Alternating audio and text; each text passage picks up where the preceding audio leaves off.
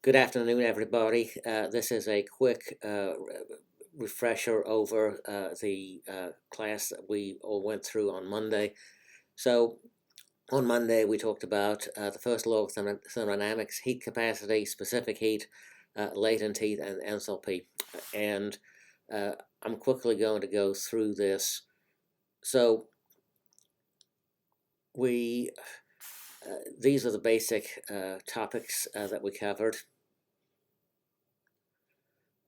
One of the big things is there's a sign convention associated with the first law of thermodynamics. People use different ones. Always be careful you're using the same convention as the book.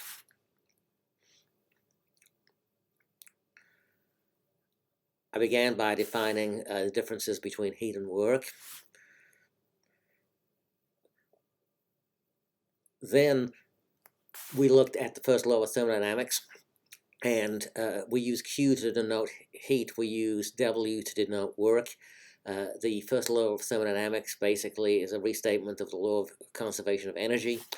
We introduced the idea of inexact differentials because there isn't a function Q or W from which we can calculate the heat or the work, and that slash on the differentials in the differential form of the first law. It denotes that.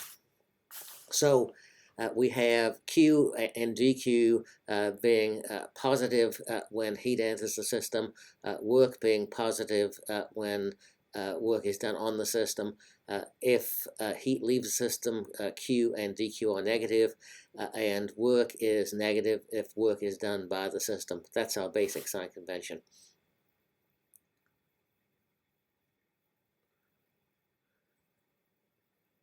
Another way of looking at why we have the inexact differentials is that while the change in energy of the system is always well defined, Q and W can be different to achieve the same results, and we say they're path dependent. I remind you about sign conventions, and then I introduce the idea of heat capacity and specific heat. So I define the calorie that we're going to be using, although we'll most often use the joule. Heat capacity is the ratio of heat transferred to the temperature change produced.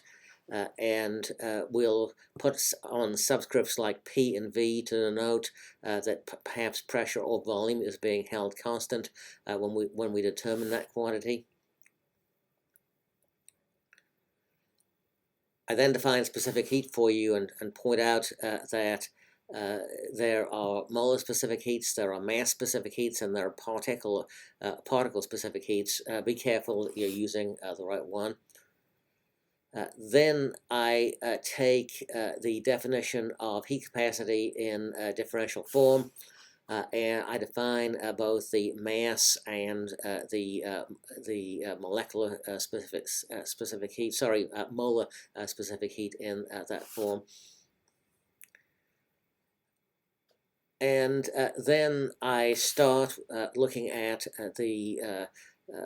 using the first law of thermodynamics with the definition of work, and so basically, if when we apply pressure to a gas, it will contract, so its volume change will be negative. So when we calculate the work, when that is happening, we have a little minus sign out in front.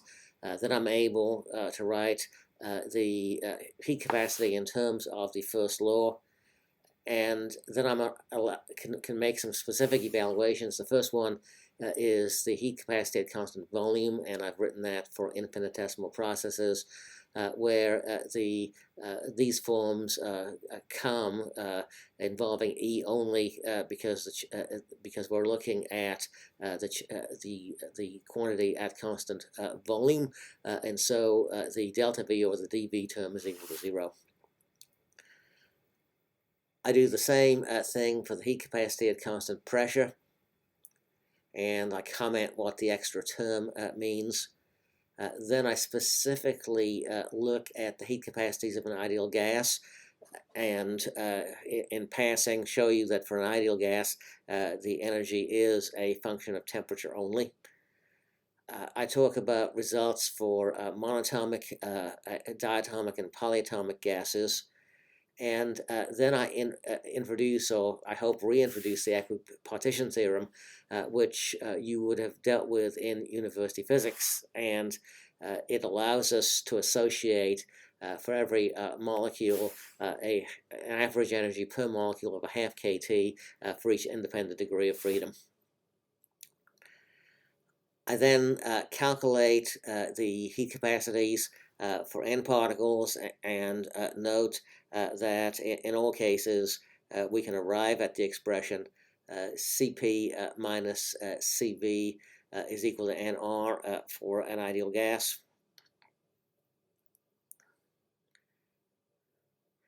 And that doesn't matter whether the gas is monatomic or polyatomic. Then I remind you of the ratio-specific heats. We'll study this in some detail later, but I just want to introduce a symbol here because we will use it.